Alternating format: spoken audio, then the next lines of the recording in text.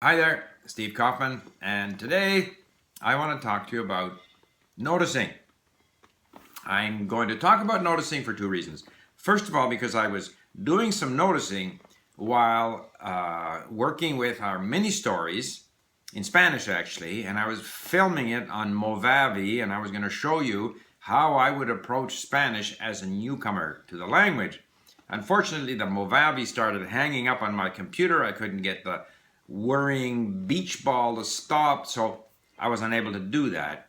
But it made me think that noticing is, when I talk of the three keys, a positive attitude towards the language, towards learning, and so forth, attitude, time, that you spend enough time, an hour a day, I would recommend. But the third, the noticing, is often people have trouble understanding what that is all about. And that's what I wanted to show you. And to me, acquiring vocabulary, words and phrases, is not so much a matter of memorizing as it is a matter of noticing. And the same is true of grammar. You have to start noticing it. You can only learn what you notice. If you don't notice it, if you don't see it, you can't learn it. And if you notice it and continue to notice it and notice it, say a word or a phrase or a structure in different contexts, eventually it's going to click in. And when we talk about grammar, first of all, phrases, and this came up in a tweeted out by someone that I follow who's an English teacher, and he says the Lexis, and that's not the Japanese car, that's Lexis, which is words and phrases, the vocabulary call it, embodies all of the grammar. And the basic unit there is the phrase, which I'm going to explain to you a little more later on, and I'm going to continue to sort of beat this theme. But grammar in its essence is actually very easy to understand. And very often we pick up a book, a language book, a grammar book, and we're hit with all kinds of rules and explanations and gerunds and predicates and intransitive and I don't know what. And it's intimidating, but it needn't be. Because essentially all we're dealing with in any language, it's the same for every language, you're dealing with verbs and nouns. You're dealing with actions and things or people. And everything hinges around these two objects. So in the case of verbs, in some languages, the verbs may change for gender. Whether it's a he or a she doing it. It may change for number. It may change for person. And in some languages, the verb doesn't change. But there are other words telling us what's going on. Very often, as in Spanish, if the verb changes for person, we may not get the person in the phrase because it's obvious from the form of the verb. Time or tenses, in some languages, there's a very sort of complex, changes take place in the form of the verb to reflect the time. In other languages like Chinese, you'll just get a time word, yesterday, tomorrow, often, just now, while. We get those as well in, say, English, but the verbs also change to some extent. They don't change as much for person in English as they do in other languages, but all of that doesn't matter. We get used to those things. The basic principle is we have verbs, and in all languages we have adverbs that describe the verbs, and that's the verb. And then we have nouns, and the nouns in some languages have gender. Number, like one or many, is dealt with differently in different languages, but it's always there, the issue of how many. And there are adjectives. So you got the verbs and the nouns. Noun includes pronoun. Pronoun could be he, it could be which, anything that stands for the noun. Okay, so you got the verbs and the nouns. And then you got a way of connecting verbs to nouns, which in English and in many Western European languages is a preposition. So I go to the store. In Slavic languages, you may get a preposition, but you may also get a changing in the form of the noun, which we call case endings. But that's still, I write with a pen. And so the with the pen forces the pen, the word for pen changes. That's a case ending. But it's still these connections between the verb and the noun. In Japanese, the preposition actually comes after. So instead of being to the store, it's store to. But the same principle. You've got to connect these verbs to the nouns. And that's all there is.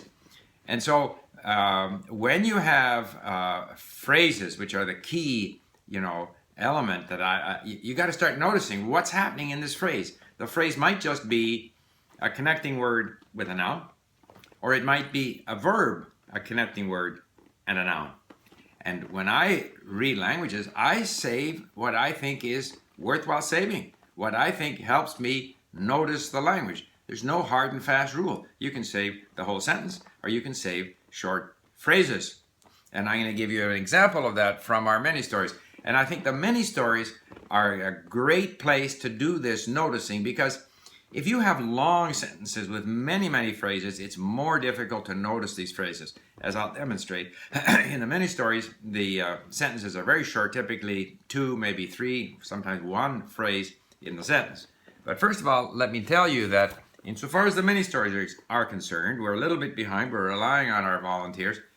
But we have 60 stories in English, basically, or 50, let's say, in English, 50 in Greek. We have 20 in Russian, 10 in Arabic, 10 in Swedish, 10 in German, 5 in Italian, come along. We have 20 in European Spanish, 20 in Korean. We have 15 in French. We have 5 in Esperanto. We have 15 in Dutch, 10 in Chinese, 10 in Polish, we have 50 in Slovak.